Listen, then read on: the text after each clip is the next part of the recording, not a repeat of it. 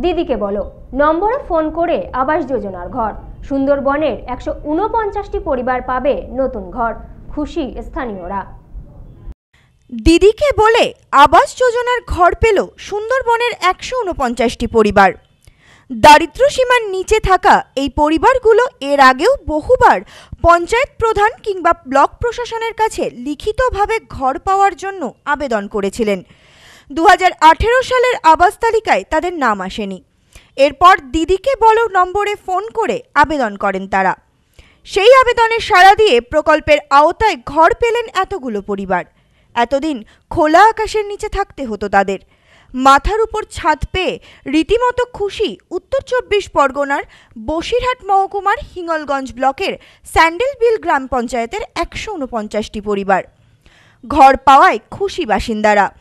স্থানীয় বাসিন্দা শেফালি গাইন বলেন, আমরা অনেকবার ঘরের জন্য আবেদন করেছিলাম কিন্তু ঘর পাইনি। এরপর দিদিকে বলো ফোন নম্বরে ফোন করে ঘর পেলাম। দিদির নাম্বারে ফোন করেছে, আমরা আগে অনেক জায়গায় গিয়েছি, তার জন্যে আমরা কোনো জায়গায় কেউ আমাদের করেনি। এখন এই যে নূতন দাঁড়িয়েছে সেই বললো দিদির নাম্বারে দিয়েছে, এই দিদির নাম্বারে আমরা ফোন করে, তাই দিদি আমাদের ওই বিরোধতে লোক পাঠিয়ে দিয়েছিল, তাই এসে দেখে টেকে গেছে, গেলে তারপরে বললো নাম্বারে নাম্বার এসছে, আসলি তাই ওই তারপরে এই আমরা দিদি এতে আছি, দিদির ধন্যবাদ দিলাম। সালেক বলেন, আমরা প্রধানের কাছে মেম্বারের কাছে বলেও ঘর পাইনি, দিদিকে ফোন করে ঘর পেলাম। যারা মেম্বার ছিল তাদের কাছে অনেকবার যাওয়ার পরে তারা তো লিস্টে কোনো নামটাও আসেনি, তাদের বলার পরেও কোনো নামটাও আসেনি। এখন যে নতুন মেম্বার হয়েছে মেম্বারের কাছে যাওয়ার পরে মেম্বার তো বললো এখন আর কিছু করার নেই। মেম্বার আমার বললো যে দিদির হেডলাইন নাম্বার আছে ওই নাম্বারে ফোন করে আবেদন করার জন্য। আমি আবেদন করেছিলাম, আবেদন করার 1 মাস পরে দেখলাম বিডিও অফিস থেকে আমার বাড়ি সার্ভে এসেছিল। মেম্বারের কাছে যায়, বিডিও অফিস যায়, পঞ্চায়েতে যায়, পেপারের ঘর, এই ঘরে আমি থাকি জল পরে। তারপর দিদিকে নাম্বার হেডলাইনে ফোন করলাম, করার পরে আমার লিস্টিতে এখন নাম এসেছে, দিদিকে ধন্যবাদ জানাই। স্যান্ডেলবিল গ্রাম পঞ্চায়েতের উপপ্রধান ইকবাল আহমেদ ওরফে মুকুল বলেন, মানবিক মুখ্যমন্ত্রী মানুষের পাশে থাকেন। শুধু এই গ্রামের 5টি পরিবার নয়, হিঙ্গলগঞ্জ ব্লকে 149টি পরিবার দিদিকে বলো ফোন নম্বরে ফোন করে সরাসরি আবাস যোজনা ঘর পেয়েছেন।